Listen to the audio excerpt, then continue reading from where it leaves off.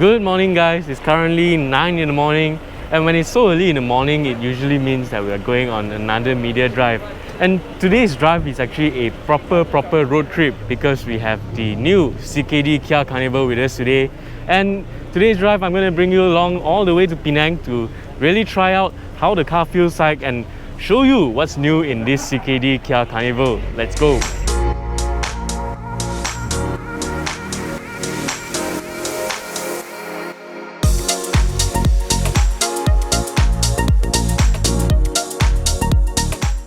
Right, we're beginning our journey at the back seats of the new CKD Kia Carnival 8 mid variant. So as the variant name suggests, the biggest change here is actually the seats at the back. So you now get 8 seats instead of the previous 11. So to give you an idea of what it is, so it's basically just 2 rows of seats at the back here now instead of 3.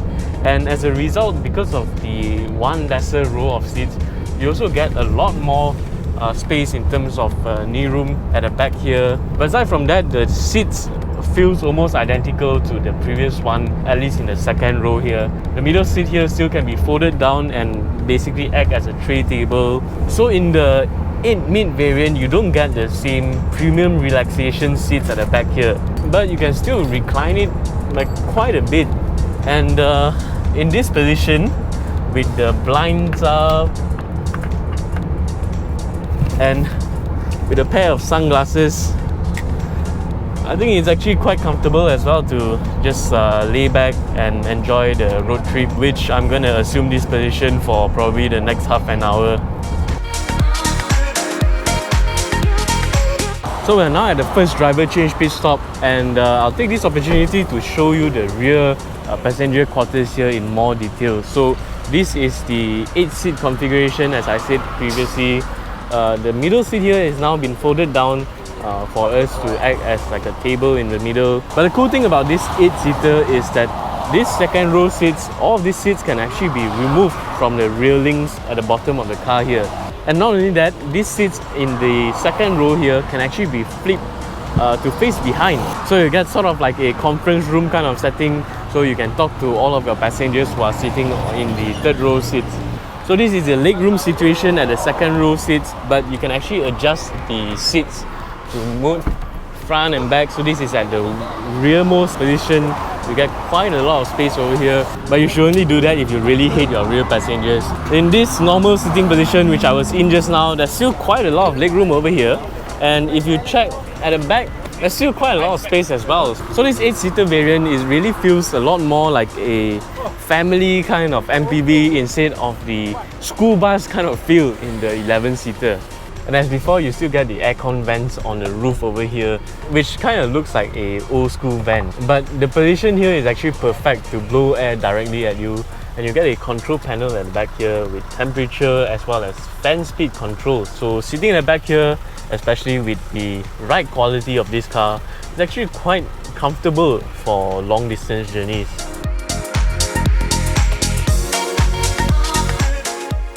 Alright, so now I've moved to the third row seats in the 8 mid variant here, and well, it's actually surprisingly comfortable at the back here.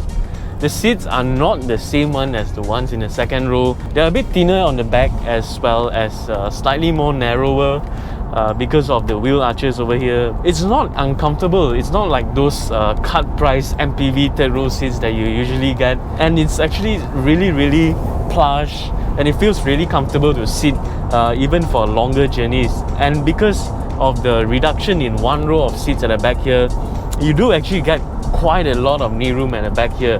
The seats in front is positioned at where I was sitting at just now, which if you can see over here, I've actually left quite a lot of leg room in front.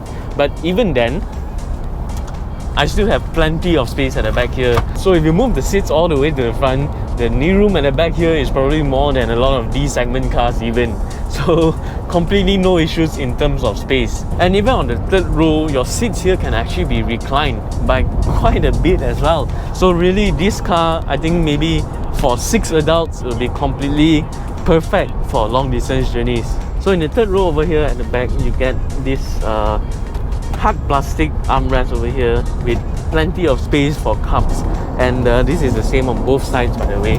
And you also get a USB charger port over here, so you get basically one each for every passenger. So sitting in the back here, you are really not shortchanged at all. You don't have to feel like you are the hated person in a group to be thrown into the last row of seats. But if I can pick out one complaint though, the access to the third row seats at the back here is actually a little bit hard now, because the middle seats in the second row, they've actually removed the previous side folding jump seat kind of feature. So I had to actually really climb through the seats just now to get to the back. But if your car is stopped, don't worry, because your seats at the side here can be folded all the way down and move all the way forward. So getting in and out from the sides is actually still okay. So just as a demonstration, this is what it's like when the guy in front of you really hits you and move it all the way back. Knee room is just about enough. I can still sit here comfortably and probably do something to the guy in front for giving me so little space at the back here. Alright, so it's my turn to jump into the driver's seat now. We are just leaving Kampa now, heading to our lunch spot in Tanjung Tualang. And instead of taking the highway this time, we are actually going on the older B roads. Get a feel of how this kind of large MPV vehicle can actually handle maybe a bit of a twistier roads. But so far, all we've experienced is essentially stop-go traffic.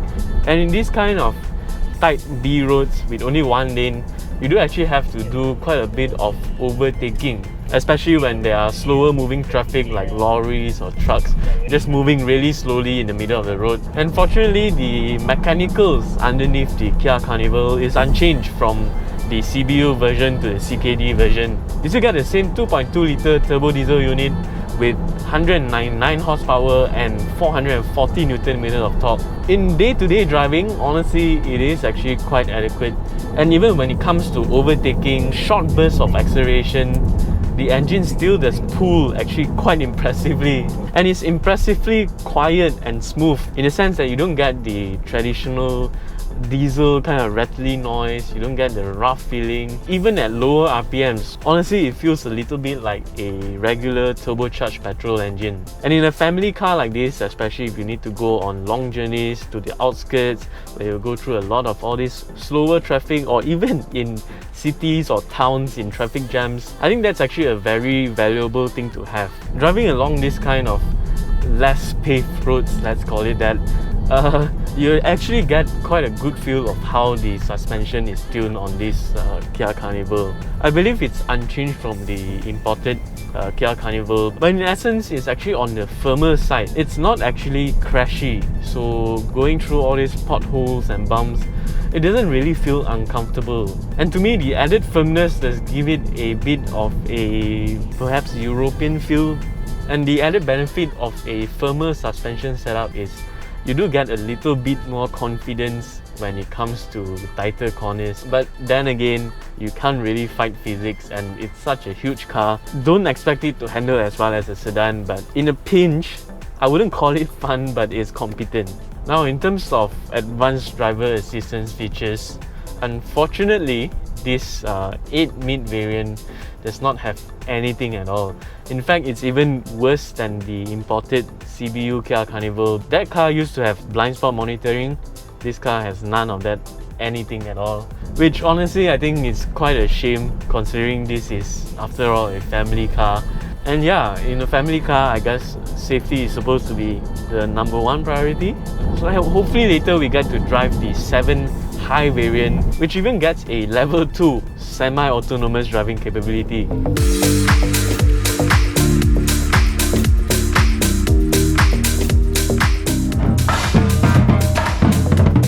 Alright, so we've just checked into our hotel here in Teluk Bahang. Now, unfortunately, we did not get to take the 7-seater high variant for our last leg of the journey, but that's okay because I'll leave that for tomorrow on our journey back. But what I can do now is to bring you around the car for a very quick walk around of the range-topping 7-seater high variant. Now, firstly, on the outside, there's really not that many differences in terms of appearance.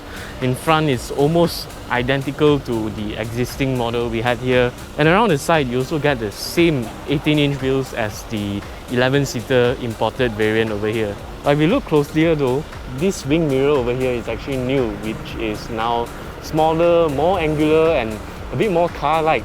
And if you look down here, yes, that's the camera for the 360-degree surround view monitor, which is exclusive to the two high-end variants. Around the back, you now get the fully LED tail lights, which are a full width unit instead of the halogen bulb ones that you get on the 11-seater model. And while we were looking at it from behind while we were driving on our way here, looking at this, it really does make the car look a lot more modern and, in my opinion, a lot more complete, a lot more cohesive in terms of design, with this line accent mirroring that design of the front. Okay, now moving inside. Up at the front here, you see two giant screens. On the left side is the same 12.3-inch touchscreen infotainment display, but on the right, that is a new addition to the CKD Kia Carnival, 12.3-inch as well, digital instrument cluster, but this is also only available for the range-topping high variants, both the 7 and 8-seater versions, but yeah, only on the high variant. The high variants also get the ambient lighting on the inside, and if you look down here, there's also the switches for the seat ventilation and heating for the front seats as well as the second row seats, which we'll go and check out now.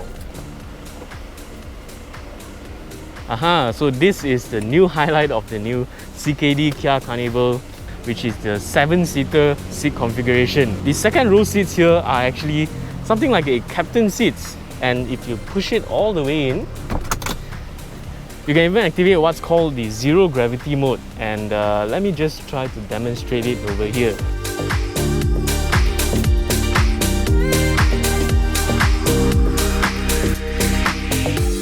The second row seats here also get seat ventilation and heating as well. And the seats at the back here, because there are now one less row of seats at the back, you get a lot more leg room at the back here, and in fact, in front over here as well. Even on the 8-seater variants, as we've mentioned earlier. The seats at the back here are the same across the variants, and you can even recline it even on the third row. And last but not least, exclusive to the high variants are also the twin sunroofs on top over there. Honestly, with all of these things added in together, on top of the real leather seats on this 7-seater variant, I don't see a reason why you need to buy an Alphard anymore, because this Carnival here just feels really premium, especially on this 7-seater model. Look at these two muscle men taking out the seats of the Kia Carnival. So as we mentioned earlier, these seats can be taken out and can be flipped around, so you can face your passengers at the back as well. And with the seats out, it feels really like a van at the back here. So if you want versatility, well, maybe the 8-seater version is the right one to go for. Good morning, it's now day 2 of our Penang drive, which means unfortunately it's time for us to go back home. For our return trip today, we've actually specifically asked for the range-topping 7-seater high variant, so I get to have the chance to give you a brief overview of what differences there are between the high variant and the 8-seater mid variant that we were driving yesterday. So there are a few things that are exclusive to the high variants, be it the 8-seater or the 7-seater. Firstly, it's the new 12.3-inch digital instrument cluster. Honestly, in terms of functionality, I don't think it really makes that much of a difference. But in terms of a visual coherence kind of thing, it does at least look a bit more in place when you put it next to the 12.3-inch touchscreen infotainment display over here. Secondly, it's this over here, which is the seat heating and cooling ventilation, and that is probably the first thing that I turned on when I first came onto the car. And to be honest, it's a proper lifesaver, especially when you're doing long distance driving, especially on these leather seats, which does get quite hot sometimes when you sit for an extended period of time. So with seat ventilation turned on, you can be sure you won't reach your destination with a sweaty back, and more importantly, with a sweaty bum. And honestly, on this 7-seater variant, the best seats are of course in the second row, but with this seat ventilation in the driver's seat, well, at least you don't feel like you're just being a driver to ferry your passengers around. Now, number 3, which is probably the most important addition to the high variants, is the long list of advanced driver assistance features. I'm not gonna go through the entire list because there's honestly a lot of things to talk about. If you need more information, obviously check out AutoBuzz.my, where we have the full list, so you can just go and check out and read for yourself. But there are a few features that I just want to show you all. in practice. And the first one is adaptive cruise control, which Kia calls the smart cruise control, and it works in highway driving as well as city driving even, with stop-go functionality. And to turn it on is very simple. You just have to press the button over here. Essentially, it will keep the speed that you set unless it detects a car in front, and it will slow down accordingly. And you can adjust the distance to the car in front with another button on here, if you like to be closer to the car in front, for example. And when you pair that to the car's lane centering assist, which Kia calls lane following assist if I'm not mistaken, well, the car practically drives itself. It's considered the SAE level 2 semi-autonomous driving, and if you've ever used the Kia or Hyundai's level 2 system, you know that it's perhaps one of the best systems on the market.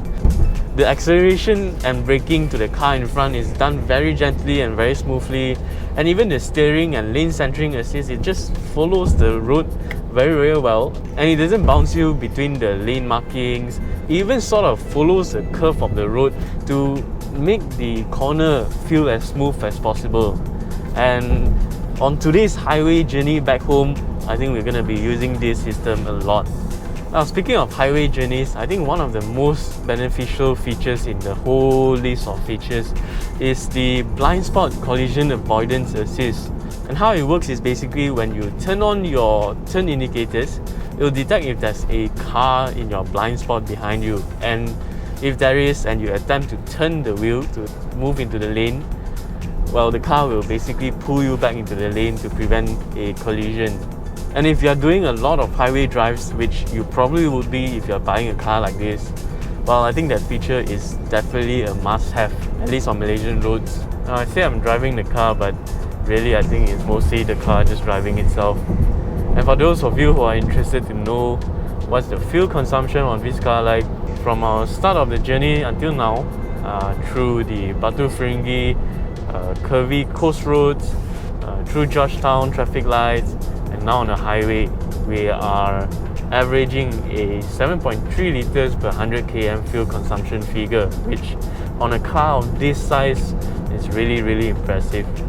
Oh, it's probably only in Malaysia that you get traffic jams like this on the highway, but that's okay because I get to show you how the adaptive cruise control really works in stop-go traffic situations like this. As you can see, it's driving by itself in a very smooth and controlled manner. It doesn't give you the jolts and harsh acceleration or even hard braking, and it just does everything very smoothly by itself. And especially on situations like this, having this system really does take off a lot of the stress in driving, in day-to-day, in your long-distance journeys. You can really just sit and relax in the driver's seat and just put one hand on the steering wheel and let the car figure out the rest. And as a testament to how good this system works, well, my drive partner that's sitting behind me has already fallen asleep, and it's just not even 11 AM in the morning. Now, I want to do that as well and really enjoy this premium relaxation seats on the 7-seater variant. So I'm going to focus and get to our driver swap pit stop and make him drive the car. So that's about it for the video. If you enjoyed it, click the like button, share, and of course get subscribed. And that little bell icon over there will give you the notifications to all of our latest videos. That's been it. I'm Woon, and I'll see you in the next one.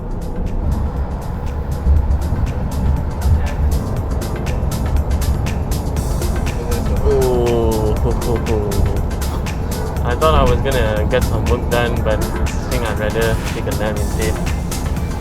Sorry, GC.